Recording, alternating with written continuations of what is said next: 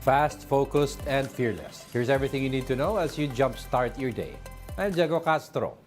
China responds to the removal of its floating barrier in Scarborough Shoal by the Philippine Coast Guard. Chinese Foreign Ministry spokesperson Wang Wenbin said the Philippines should not, quote, provoke and cause trouble. Wang also said China firmly upholds the sovereignty and maritime rights of Scarborough Shoal, or what they call Huangyan Island. Prior to this, Wang already admitted that the floating barriers were put in place by them to block and drive away Philippine vessels. He added that the steps they took were, quote, professional and restrained. But Foreign Affairs Secretary Enrique Manalo maintained that the barrier's removal was within the Philippines' rights. The PCG discovered the barrier in Bajo de Masinloc last week and eventually removed it in compliance with President Bongbong Marcos's instruction. Technically, since we had a right to practice our sovereignty and our sovereign rights, so it would have been a move that would be consistent with our position. It's within our exclusive economic zone. Therefore, we have the right to take advantage of whatever's there. And any obstacle or any kind of harassment is not in accordance with UNCLOS. No other country can really challenge that. The Philippine Coast Guard is seeking additional funding to modernize their agency.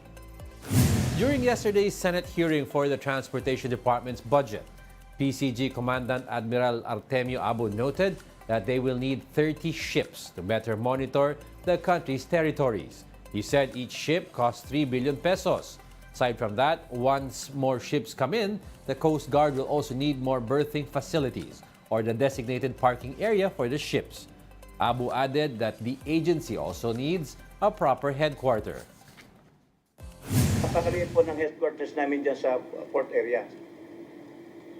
It is not reflective of what the Coast Guard is doing right now. What the Coast Guard is contributing to our country right now.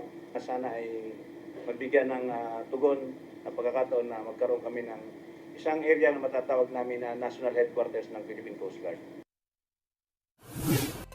Former top cop Rodolfo Azurin was allegedly questioned by Canadian immigration, prompting him to return to the Philippines.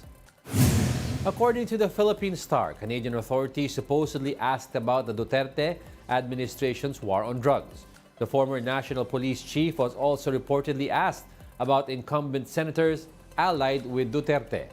There were also rumors swirling that Azurin was deported, but he denied that, saying that he opted to return home and that he will address this matter soon. Azurin was the first PNP chief under the present Marcos administration.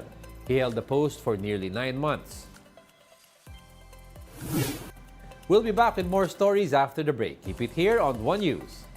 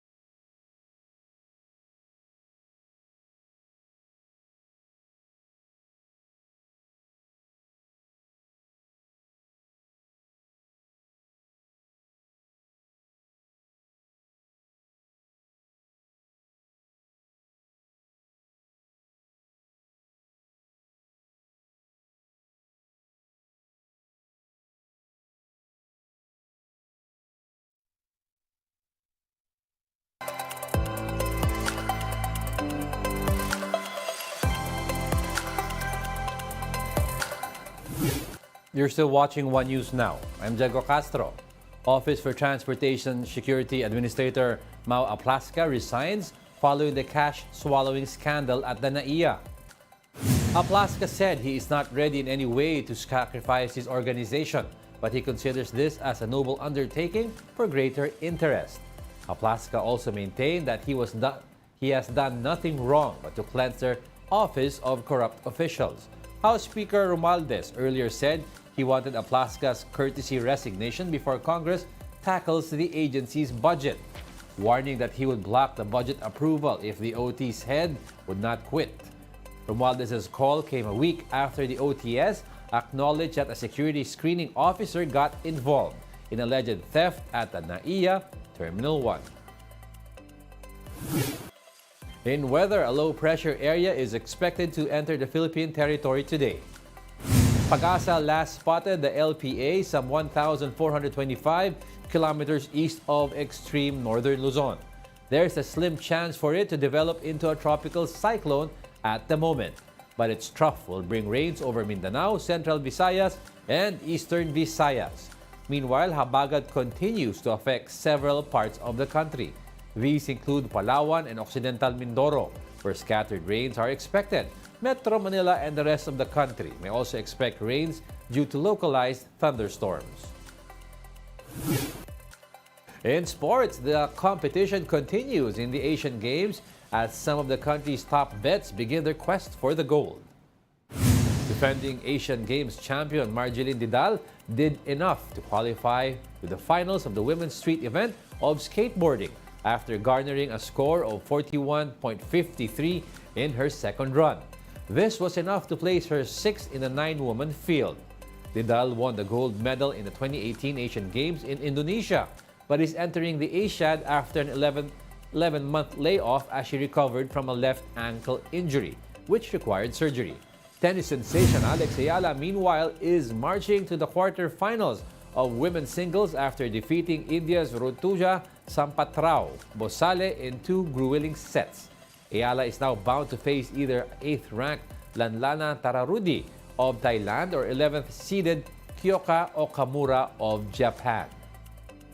As for Gilas Pilipinas, the national team opened its Asian Games gold medal hunt with an 89-61 drubbing of Bahrain. Last-minute replacement CJ Perez faced Gilas with 15 points, while naturalized players Angie Kwame and Justin Brownlee added 15 and 14 points apiece. Up next for Gilas will be Thailand on Thursday morning. And that's it for this hour. Join us again at 9 a.m. as we continue to monitor the day's biggest stories. I am Diego Castro, Pier 1 News. All sides, all the time.